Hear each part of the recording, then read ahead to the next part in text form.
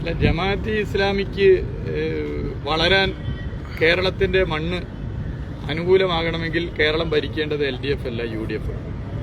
UDF ആണ് കേരളം ഭരിക്കുന്നതെങ്കിൽ ജമാഅത്തെ ഇസ്ലാമി ഉദ്ദേശിക്കുന്ന മതവർഗീയ ധ്രുവീകരണം സൃഷ്ടിക്കാൻ എളുപ്പമാണ്. BJPയെ സംബന്ധിച്ചിടത്തോളം, അതുപോലെ തന്നെ ഭൂരിപക്ഷ വർഗീയത ഉയർത്തിപ്പിടിക്കുന്ന സംഘടനകളെ സംബന്ധിച്ചിടത്തോളം അവർക്ക് കേരളത്തിൽ വളരാൻ സൗകര്യം UDF ഭരിക്കുമ്പോഴാണ്. ഇന്ന് കേരളത്തിൽ ഒരു മതവർഗീയ കലാപവും ഇല്ല. ഇന്ന് കേരളത്തിൽ മതസ്പർദ്ധ വളർത്തുന്ന എന്തെങ്കിലും നീക്കമുണ്ടെങ്കിൽ സർക്കാർ മുഖം നോക്കാതെ നിലപാടെടുക്കും. അങ്ങനെയുള്ള പ്രത്യേകത കേരളത്തിലുണ്ട്. അപ്പോൾ LDF സർക്കാർ ഭരിക്കുമ്പോൾ മതവർഗീയ പ്രസ്ഥാനങ്ങൾക്ക് അനുകൂലമായ സാഹചര്യമല്ല. അതുകൊണ്ട് അവരൊക്കെ ആഗ്രഹിക്കുന്നുണ്ട് അവരുടെ വളർച്ചയെ ബന്ധപ്പെട്ട് കേരളത്തിൽ UDF ഭരിക്കണമെന്നുള്ളതാണ്.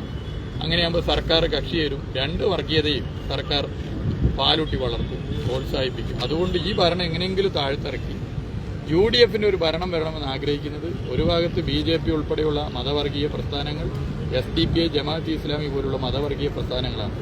ഇരു മതവർഗീയവാദികളും UDF ഭരണം കേരളത്തിൽ ആഗ്രഹിക്കും. കാരണം അവർക്ക് വളരണമെങ്കിൽ UDF കേരളത്തിൽ ഭരിക്കും.